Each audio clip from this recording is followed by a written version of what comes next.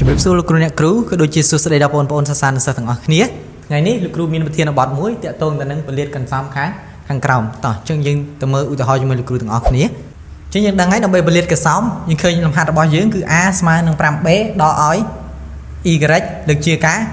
រ៉េអញ្ចឹងយើងដឹងហើយដើម្បីពលាតគឺយើងត្រូវដឹងថាតើប៉ុណ្ណឹងជាចូលរូបមន្តអីគេអញ្ចឹងយើងដឹងហើយប៉ុណ្ណឹងគឺចូលរូបមន្ត a ដក b លើកជាការ៉េអញ្ចឹងយើងដឹងហើយរូបមន្ត a ដក b លើកជាការ៉េគឺស្មើនឹង a ការ៉េដក 2 ដង ab បូក b ការ៉េអញ្ចឹងយើងដឹងហើយតួ a គឺ 5b ហើយលើកជាការ៉េគឺ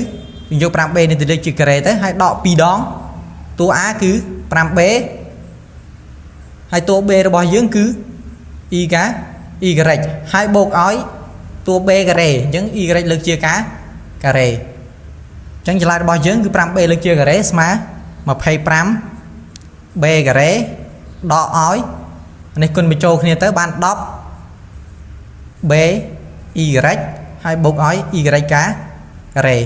តោះអញ្ចឹងយើងទៅមើលលំហាត់ b លំហាត់ b គឺដូចគ្នាដែរគ្រាន់តែនេះគឺចូលរូបមន្ត a បូក b លើកជាការ៉េអញ្ចឹងយើងដឹងហើយរូបមន្ត a បូក b លើកជាការ៉េគឺស្មើនឹង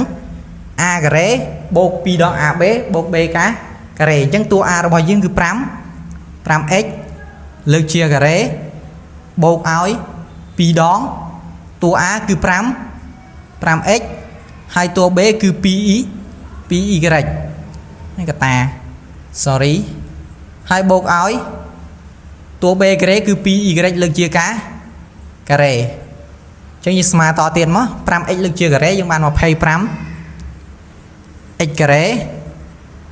ហើយអានេះយើងគុណពលាតទៅបាន 2 5 ដង 10គុណ2បាន 20អញ្ចឹងគឺបាន 20xy បូកឲ្យ 2y លើកជាការ៉េគឺបាន 4y កា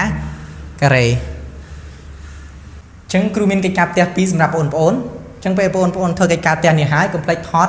ចម្លើយឲ្យតម្លាក់នៅក្នុង comment ខាងក្រោមវីដេអូជួបគ្នានៅវីដេអូក្រោយ